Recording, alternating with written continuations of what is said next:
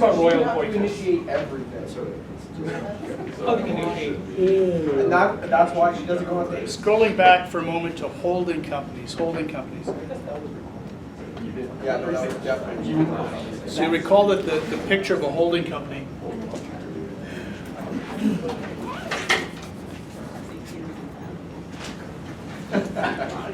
is, for example, an individual who owns her share of an operating company via a holding company, holdco, opco. Talked a bit about tax benefits, for example, if you have more than one shareholder and they have different timing of needs or wants for money. If each had their own holding company, they could control when they pay personal tax on dividends. And now we're going to talk a bit about creditor proofing. So this OPCO has creditors such as employees, a bank, Canada Revenue Agency,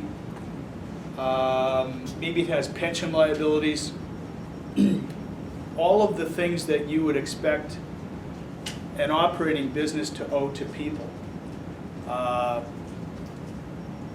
Product liability claims, et cetera, et cetera.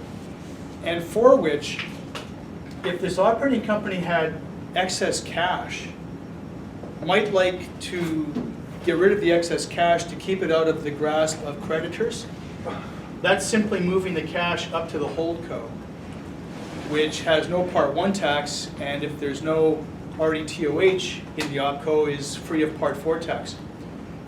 Many folks will incorporate a holding company, not really to do with tax planning so much, just to be able to keep the operating company clean of excess cash and other assets, liquidity. It's the ability to incorporate this holdco in the first place that gives us the ability to do that. Otherwise, if there were no holdco, paying dividends out of OPCO to clean it of cash would cause taxable income up here. So holdco, very important tool for creditor proofing as well as income tax planning.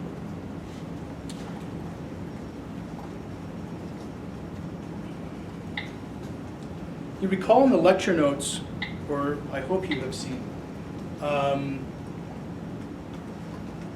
some links to articles. This one is quite good. What does a holding company do? I need one. So I hope you find that interesting. And it talks about, for example, asset protection, creditor proofing, so it's not just about taxes. And I'm actually happy to see an article written by an accounting body that talks first about creditor proofing and then talks later about income tax. That actually makes me happy.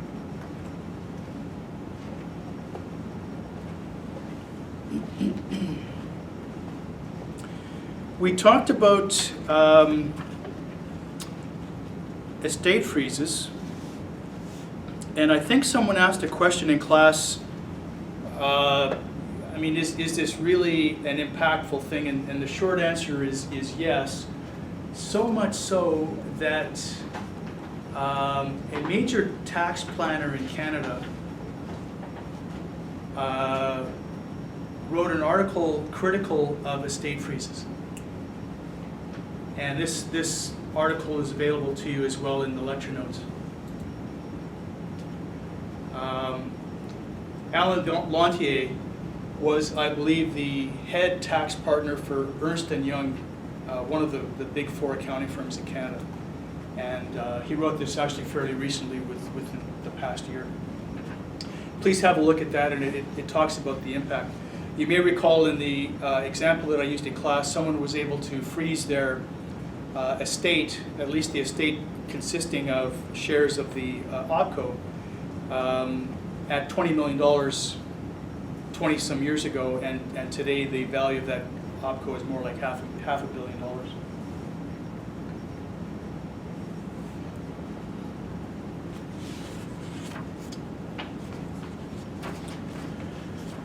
At the end of class last time, we were talking about the capital gain deduction, and I had made the point that It's a very important tax planning device because it allows over $800,000 of capital gain to be tax-free per shareholder.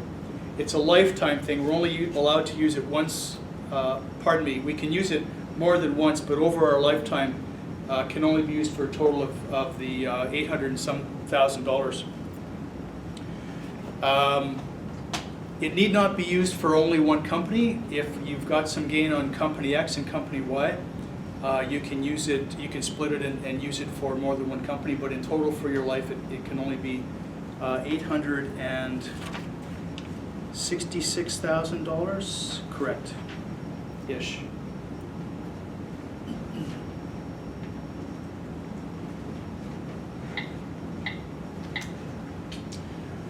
I want to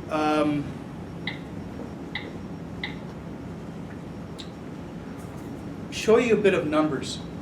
Really good question last time. We talked about these three tests. In order to be able to claim the 110.6 deduction, an individual shareholder their corporation has to pass three tests.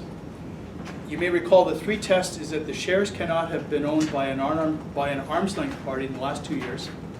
So related party, fine. Owned by myself, fine for 2 years. But if I bought them from you, for example, I would have to keep them for 2 years, have a 2-year holding period before I sell the shares if I want to use 110.6. For the last 2 years, at least 50% of the assets, fair market value of the assets, have to be used in an active business carried on in Canada. And at the date of sale, 90% of the assets have to be used in Canada, fair market value. And the question is, well, how do we sort that out, or where do we get the fair market values from and all that kind of stuff? So, a brief lesson about balance sheets. So in accounting, there are sort of two main financial statements. One is called the income statement. You've already had an introduction to the income statement. For example, in our questions about income, so we start with sales and then minus expenses and get down to net income. That's what the income statement is. It's pretty straightforward. Accountants refer to it as sort of ins and outs. And the income statement is for a period of time, so you can think of it like a video. For example, the video for the year ending December 31st, 2019. A balance sheet is different. A balance sheet is like a snapshot taken on that date that shows sort of what we own and what we owe. Here's what the balance sheet of an individual looks like. So this is, we'll call him Dan. So he's got some cash, $5,000, an RSP, $100,000, a house, $250,000, like that. And that's total assets of $250,000, $350,000, $355,000. And let's say that Dan owes on the house a mortgage of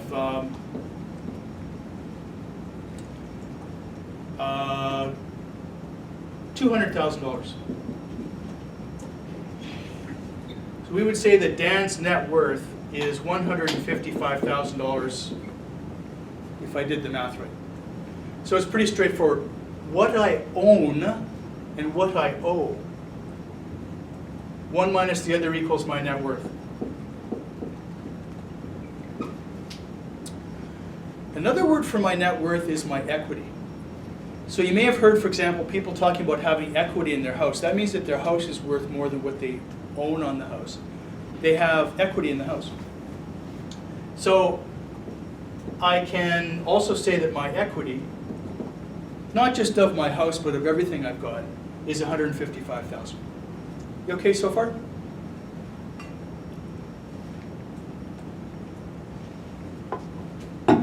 Now the way I've presented this is assets minus liabilities equals equity. What I own minus what I owe equals my net worth.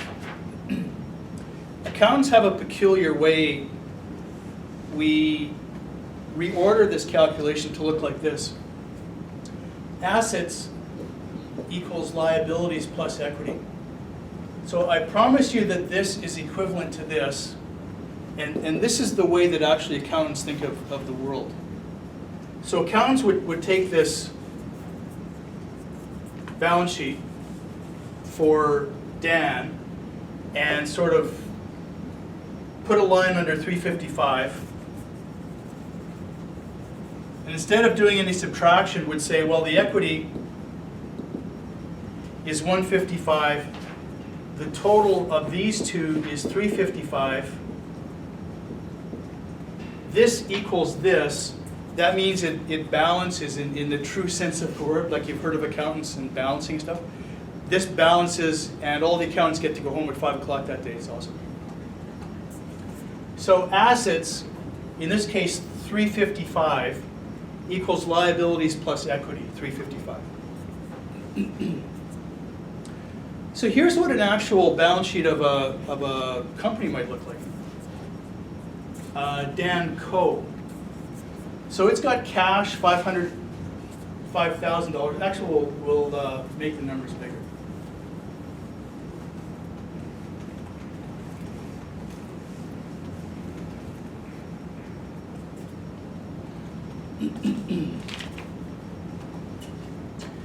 Let's say that, for example, I have cash of $100,000, inventory of $200,000, and a building of $800,000. So that's a total of $1.1 million assets.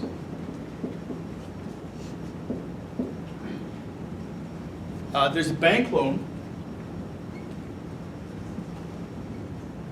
of $200,000 and a mortgage for $600,000. Total liabilities of $800,000, and therefore total equity of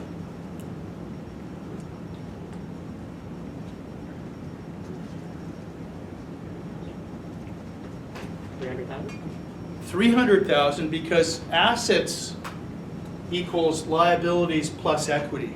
Equity is $300,000.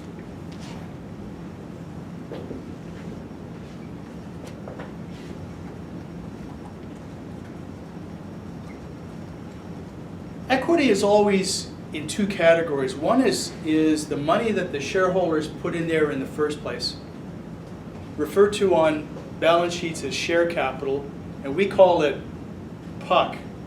For tax purposes, it's called paid up capital. And let's say, for the sake of discussion, in this case, that the PUC is $10,000. So that's the first component of equity, PUC of $10,000. And the rest of it is what's called retained earnings, which means the company has earned some money over the ages since it started. So whatever those cumulative amounts it has earned, minus what it's paid out in dividends. Therefore, what it's retained in the company. So the earnings from day one, minus what got paid out in dividends, we call that retained earnings. Good name for it. I'll just call that RE, because I've kind of run out of room. And that's $290,000 for a total of $300,000, and 800 and 300, that is liabilities plus equity, equals $1,000,001. And this thing all balances, which is awesome. Any questions so far? So that's a very typical sort of type of captions and, let's say, amounts for a company like this. Now, I should tell you that accountants make no effort to make these numbers fair market value. So these numbers are not fair market value. Unless, for example, the accountant says, you know what, this inventory, I don't really think it's worth $200,000 anymore. I think it's only worth $150,000, then the accountants would write it down to $150,000. and we'd have a loss on the income statement. But if the inventory is worth, like really worth 300, we don't write it up to 300. This is only what these things cost. So the inventory costs $200,000 to buy or to produce if it's a manufacturing company. The building cost $800,000. It's got, maybe the building is worth $2 million, but we only show what it cost.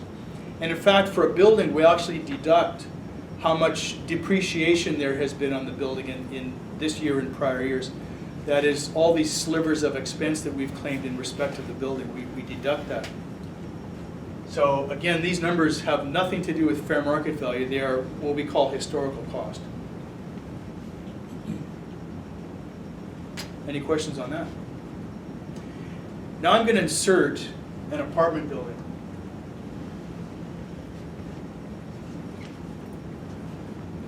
And I'm going to say the apartment building has historical cost of $600,000. So now if I want this thing to all balance, this adds up to $1.7 million. This has to add up to $1.7 million. And now let's say that this retained earnings is $890,000. And I'll just make sure that this whole thing adds up, and I would invite you to check my math as well, please.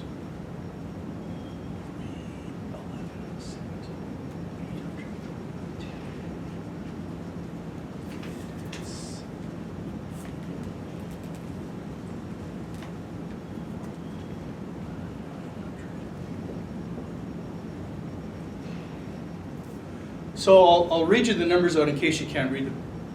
So cash is still 100, inventory is $200,000. The building is $800,000 as it was. So this is the building that operates the business, or in which the building is operated.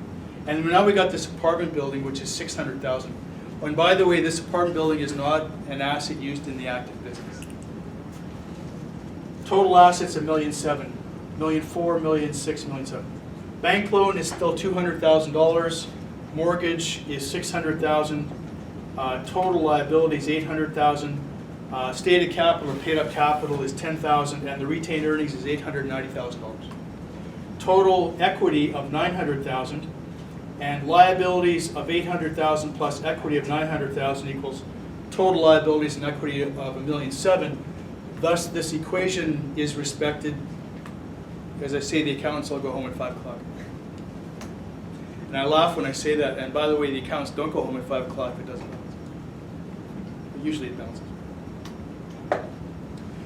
And I'll just say one last time, these are historical cost numbers. They have nothing to do with financial statement numbers.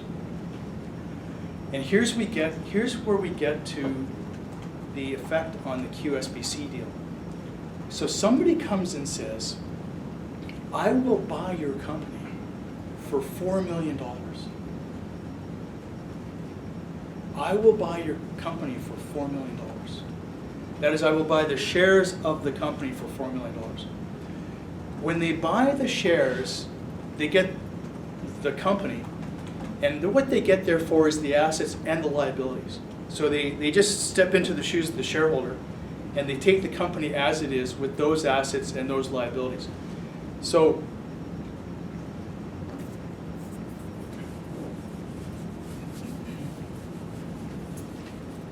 what I've got here is historical cost numbers.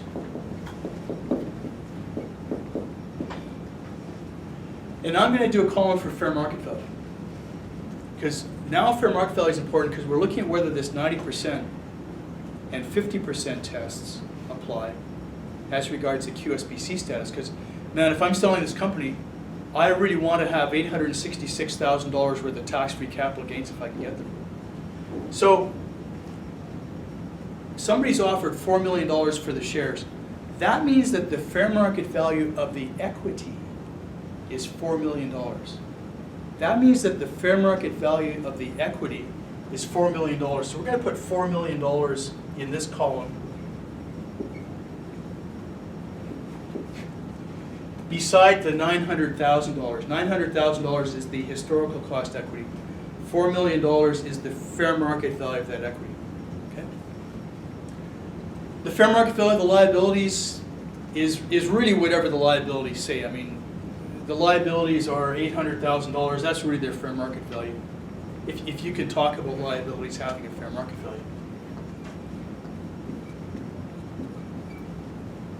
value. $800,000. We actually don't have to figure out what the fair market value is of all of these assets. We only need to know what the fair market value of the apartment building is, because if the fair market value of the apartment building is too high, then no QSBC status for you. So if the fair market value of this apartment building is, just for sake of discussion, $750,000.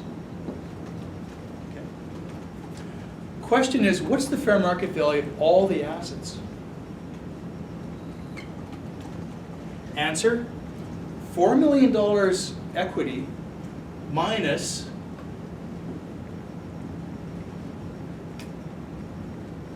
plus $800,000 liabilities. Because this adds up to $4.8 million. Assets equals liabilities plus equity. Liabilities, 800. Equity, 4 million. Total of that is 4.8 million. Fair market value of total assets, also $4.8 million.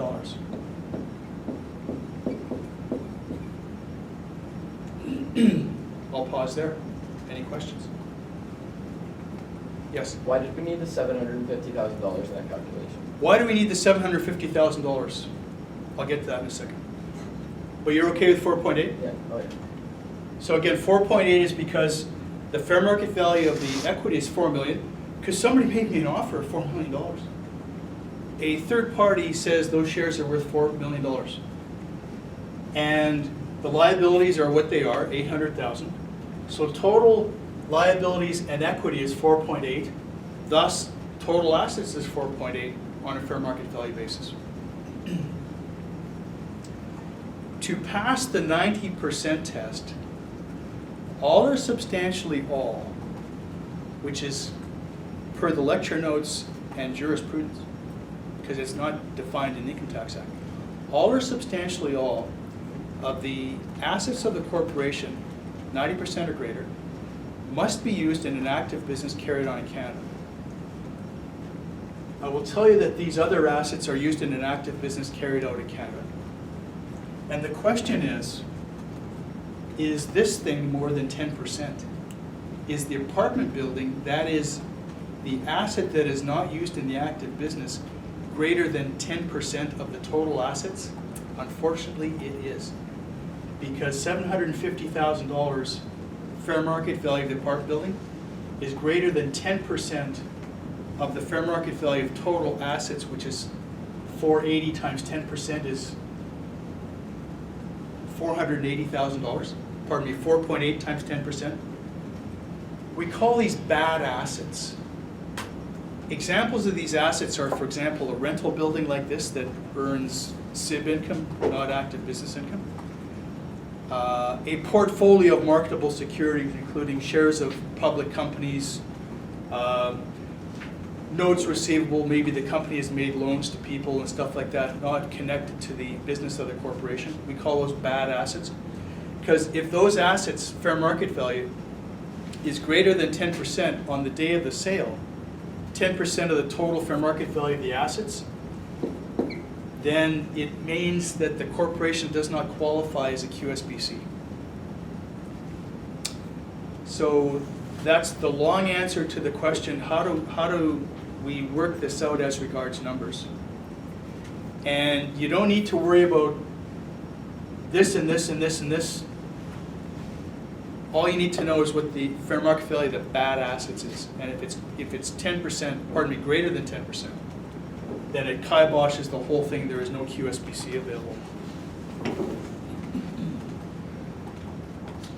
This corporation, by the way, would qualify for the 50% test, assuming that these assets are all more or less the same over the last 2 years. which I would tell you, by the way, in an exam question, I would say, hey, these are what the assets are now. And by the way, the whole relationship between assets, fair market value, has been the same over the last 2 years. This one would have met the 2-year 50% rule, because the bad assets only represent, well, 750 over 4.8.